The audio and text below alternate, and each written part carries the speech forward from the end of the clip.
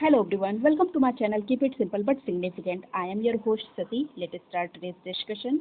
How many fundamental rights were granted initially? Initially कितने fundamental rights जो हैं वो grant किए गए थे इंडियन कॉन्स्टिट्यूशन के द्वारा? तो ये थे कुल 7. ओके 7 फंडामेंटल राइट्स थे. बाद में 44th अमेंडमेंट एक्ट हुआ जिसके द्वारा जो राइट टू प्रॉपर्टी एक्ट था, राइट टू प्रॉपर्टी, इसको हटा दिया गया फंडामेंटल राइट की लिस्ट से और इसको रखा गया 300A में. और इसको राइट टू प्रॉपर्टी एक्ट को बनाया गया एक लीगल राइट.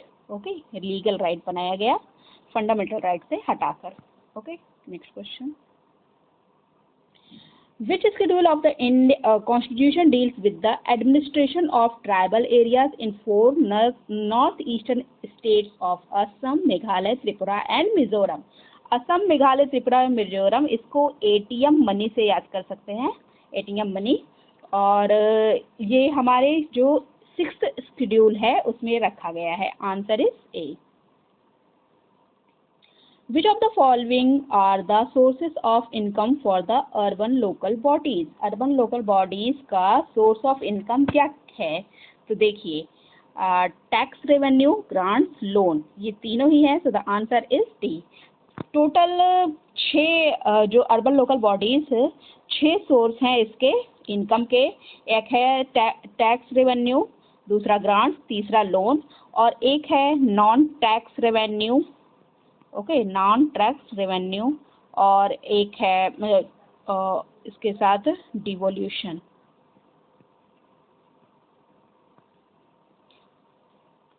5 है. ओके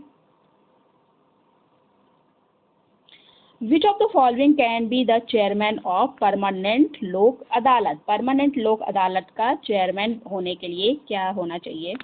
तो a person has been a district जज. डिस्ट्रिक्ट जज रह चुका हो, बिल्कुल सही.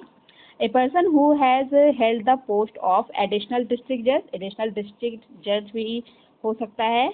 Okay a person who was held judicial office higher in rank than that of the district judge. district judge से higher rank पे रहा हो कि किसी judicial office में, तो वो भी हो सकता है. बिल्कुल सही.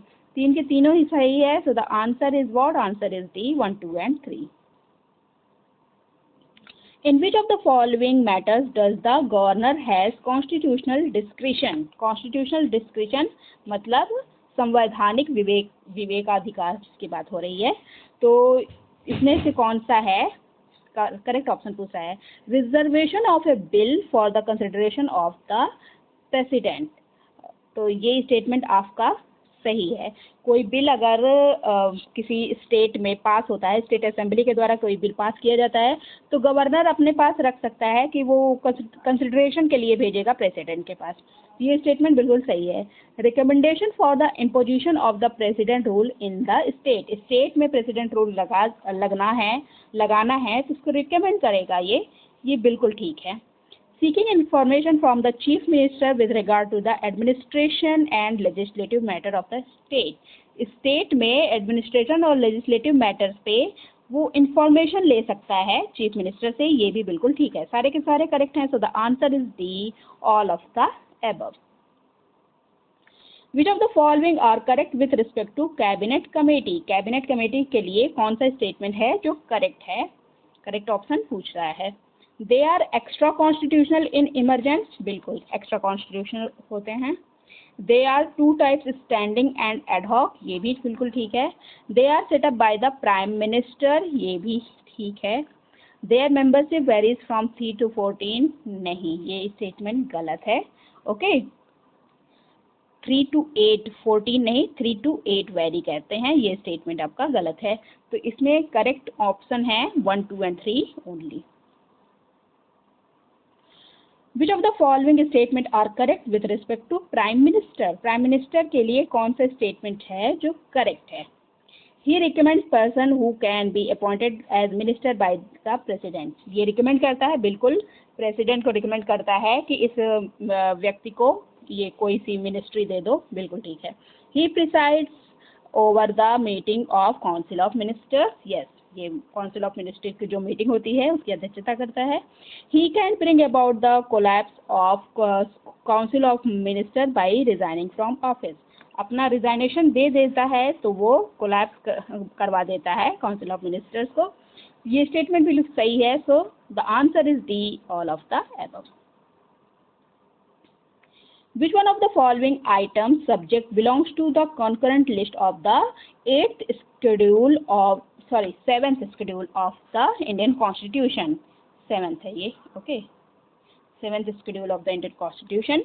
तो इंडियन कॉन्स्टिट्यूशन में 7th schedule में 3 लिस्ट दी गई है, एक यूनियन लिस्ट, एक स्टेट लिस्ट, एक कॉन्करेंट लिस्ट। तो इसमें कॉन्करेंट लिस्ट की बात पूछ रहा है, तो कॉन्करेंट लिस्ट में आपका आता है forest, okay. Next question. Who was the president of Indian National Congress at the time of independence? Independence के टाइम पर इंडियन नेशनल कांग्रेस का प्रेसिडेंट था JB Kripalani. Answer is B, okay. 1947 में प्रेसिडेंट जो थे वो JB कृपलानी थे। गांधी जी के प्रिंसिपल को फॉलो करते थे ये। The term diarchy was used in Government of India 1999. It was first step towards which of the following? तो ये फर्स्ट स्टेप था लोकल सेल्फ गवर्नमेंट के लिए। Answer is A. That's all for today. If you like my video, please do like, comment, share and subscribe. Thank you.